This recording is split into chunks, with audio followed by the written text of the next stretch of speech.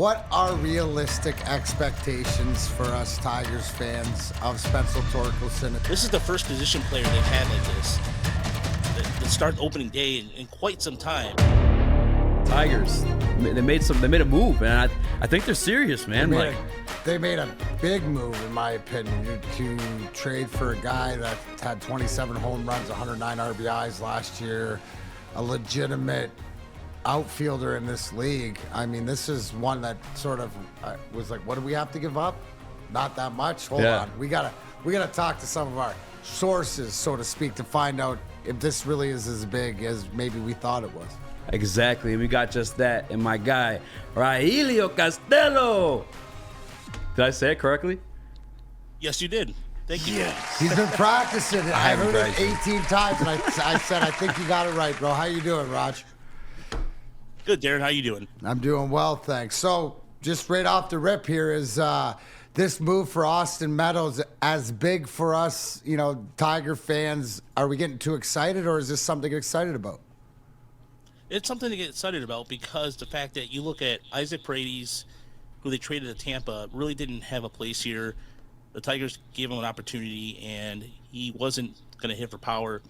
He was just going to hit kind of a soft hitter, and he's a good infielder, but they needed some power in the outfield, another bat out there, and Meadows is perfect for it because if you look across the division, the Twins, the Royals, and there's only like 3 left-handers in the division. You have Chris Bulich, Kansas City, Dallas Keuchel, and maybe Daniel Lynch, and that's it. And this lineup is built to hit power for right-handers, and so that's what Meadows can provide. He can hit the right to right center, and those kind of home runs the more power the better, especially in this lineup that I thought before the trade lacked it, and this really helps AJ Hinch not have to go rely on Willie Castro because that's not his natural position. Now, this was obviously made because of the injury to Riley Green, but what happens when he comes back? Well, you put in Riley Green where you can, but I think that they'll be fine. It's not a bad problem to have, per se, because if you look at the Tigers in the last 2 years or so, in terms of depth, they don't really have the outfield depth even before this happened, because they're thinking about putting Harold Castro out there, who's, I think, better suited for the infield, and putting Willie Castro out there. So I think when Green comes back, I think they'll be able to figure it out. AJ Hinch has been fantastic on how he juggles the lineups, and he looks at the data pretty well. So I think the Tigers will be just fine. And for Green, for an injury like that, it might take him a little bit before he gets back to what we saw in spring training. But isn't this also, too, like you mentioned, we're talking to Rogelio Castillo, who I think that Easy, is that your brother? I'm looking at both of you guys. We're actually talking to a magic mirror, yeah. But doesn't this, like you said, one of the misses was depth, especially in the outfield position and stuff like this. But again, we got Akil Baddoo who's going into really his second year. Isn't this sort of like insulation to show that, okay, Akil, just keep progressing the way that you are. You don't have to be the superstar, as quick as possible. I think that just not only gives you, the numbers that Meadows brings, but it also gives you the depth in the outfield, but it's going to make everybody else around him. Do you see it that way? Oh, absolutely. And that's a great point, Darren, about putting that pressure on Akil Baddoo, who, by the way, prior to this season or prior to spring training, he hasn't hit a home run off a lefty since his rookie ball days in 2016. And we saw one the other day and then one last week. So you're seeing a guy in spring training who's coming into his own a little bit, and whatever production he can have off left-handers is just an added bonus. So it's going to take some time. It's going to take some time before we can see if he can get off to a good start. I think that will bode well for the Tigers, because you look at the division's pretty tough, and you take on the White Sox, who are heavily favored to win the AL Central right away, and that's going to be a challenge for them. Even with all their roster construction issues they have, the White Sox have a really good lineup. And so for Akil Baddoo to get off at a good start like that and continue to hit like he did in spring training, not only is it going to be exciting for Tiger fans, but for baseball fans in general, because I think he's such an exciting player to watch. And just this energy, the helmet, like he did a steal yesterday where he popped back up and the helmet just flipped up and he got it laid right in his hand. to me that's cool. And so I think absolutely.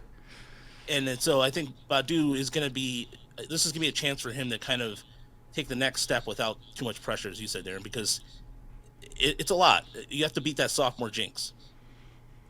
Hey, Rogelio, I appreciate you joining us. And my question was what does this mean for Robbie Grossman? Because obviously when everybody's fully healthy, I project our outfield to be Green, Meadows, and Badu. And, you like having someone like Robbie Grossman around, but I feel like he can be a piece that a real contender would want to trade for. And especially now that they're talking about maybe extending him, maybe not. He's in the last year of his contract. Could you see us parting ways with Robbie Grossman at the trade deadline now that we made this move for Meadows? Spencer, that's a really good question. And it depends on where the Tigers are at the All-Star break going into the trade deadline, because with the way that the shortened spring training, injuries could occur quicker and throughout. I mean, we're also betting on the fact, what about Victor Reyes? Victor Reyes, second half of the year, had really good second half of the year. He hit over 300. He's had a really good spring. Those things about exit velocity, not hitting the ball hard enough. He had 112-mile-an-hour a home run the other day, just a total shot. And Grossman would be a good fit for a veteran team. So if Reyes or Meadows or even Green, I guess what I have to say, like, force the issue, then yes, absolutely. I think that he would be a good idea for a starter or a reliever, because I think the one thing about the Tigers heading into Friday's game is that their bullpen still has a little bit of question marks. You saw today that Will Vest, Jacob Barnes, and Drew Hutchison made the team.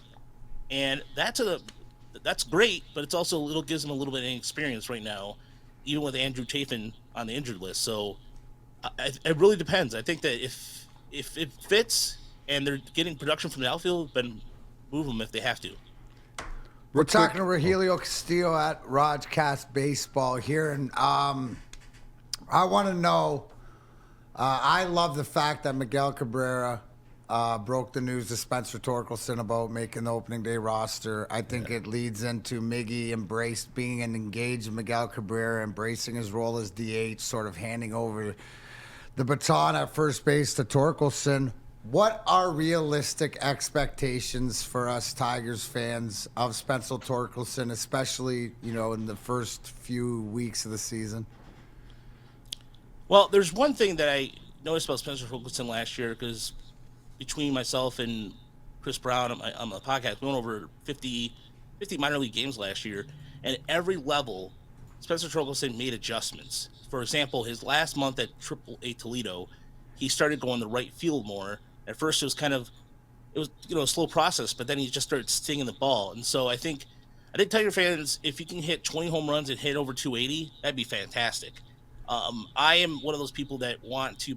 You look at projections, you look at fan graphs, you look at Baseball Reference, and all these sites that project that. And I think that if Tiger fans are realistic about a guy who, this is the first position player they've had like this, that start opening day in quite some time, and a very key position. So I think if Tiger fans expect him to do it, just at least not look overmatched out there and can hold his own, I think that really just kind of curb the expectations in a sense of, is he going to be a 30 home run guy? Maybe, but at the same time, I see realistically 20 to 25 home runs. He'll hit for power. And again, I think the fact that he's such a smart hitter and his approach at the plate can make him, as he continues to adjust to major league pitching, he'll just get better as the season goes on. Your thoughts about Mize not getting the opening day start? Like, I understand, Erod, he's the veteran, he's the guy they brought in to kind of, bring these young guys along, show them how to win and be in these big leagues. But do you think he took that hard, and do you think that that could have hampered his confidence a little bit to not have the confidence to say, you're that guy, you're our guy?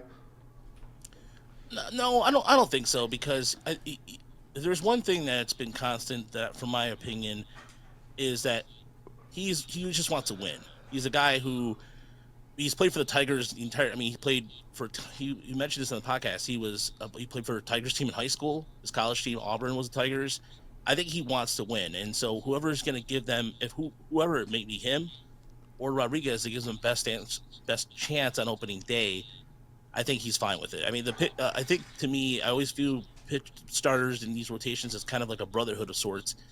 And Darren, you can totally understand that when somebody at a certain position, whether it's forward or defense or goalies who are always eccentric, it's the same thing with pitchers. And so I think just having that, his confidence right now is soaring because he's looked really good in spring. I know he got beat up last time, but spring training stats, throw them out the window, don't matter. And I think that this year he's going to continue to progress and get those strikeouts up. And I think he's going to shut up a lot of people who look at some of his numbers last year as like, oh, he was good, but can he be an ace? And I think this is a year he can definitely prove it.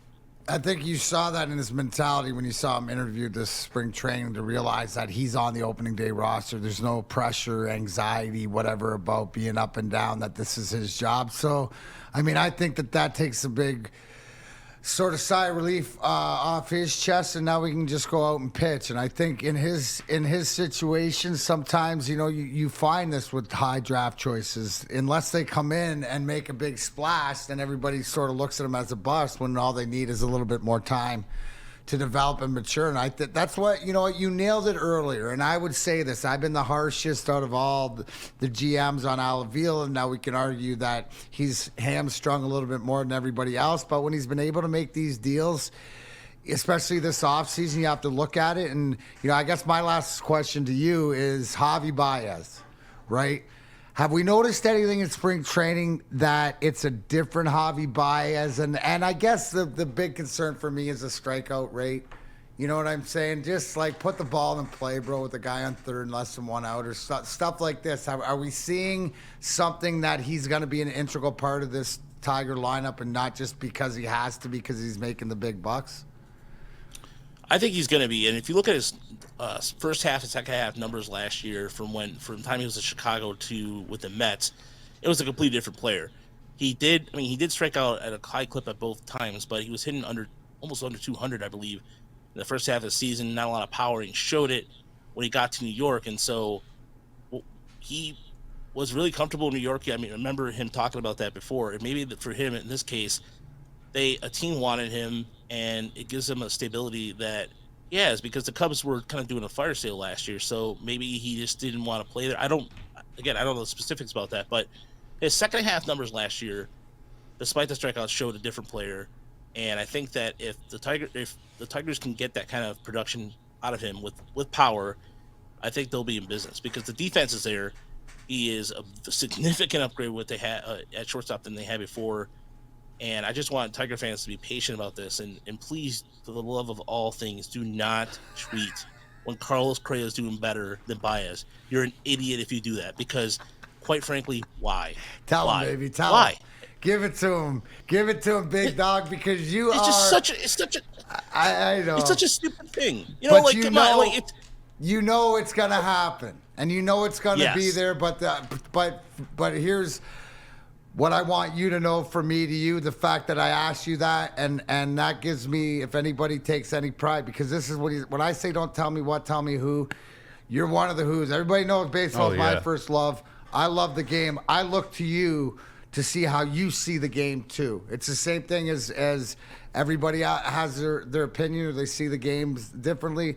We've been watching this Tiger team, like you said, for a long, long time, and you got to give the props where it is and sort of say, okay, we'll call it like it is. We think he's going to be this way. If it's not, you'll be the first one to call him out on it. So it just is what it is. But I'm excited. Is this opening day, are you as excited for it as I am? Like this is sort of something. This could be the new horizon as far as the team, Darren, the start of it. It's going to be a new horizon in a lot of different ways for the team and just for fans too, because fans will be down there, and it's kind of like a in the post-COVID world kind of thing. This feels like it's almost quote unquote back to normal in a sense, because last year was still kind of strange. But for myself personally, I've never been more ecstatic about opening day, and I have in a long time. And I'm just grateful that again, for all I do about talking about baseball, which is, and people have sometimes think I talk about it too much. I really don't care, quite frankly. But I'm seriously, this is a lineup we can watch. they're gonna have to hopefully get some rivalry out of Chicago, because that would be fun in a sense of a strong season. You got the Garrett and Baez angle when Garrett was with the Reds, when he threw at him, and that whole shenanigans when now Garrett's in Kansas City. There's a lot of great storylines coming up out here, and even when return of Riley Green, when he gets back from injury, I'm stoked, and I'm looking forward to talking to everybody about it. And anytime anybody has a question on Twitter or Discord, I'm there, and I just love talking baseball. And I think all that's going to pay off soon, man. I have a feeling we'll be hearing from you a lot more here soon. Hey, and everybody in the Hopefully. chat threads loving your Whitecaps hat, bro. Great throwback there to the west side of the state, Michigan Whitecaps. Thanks yeah. as always. Look forward to checking up with Rogelio. you during the season, bud.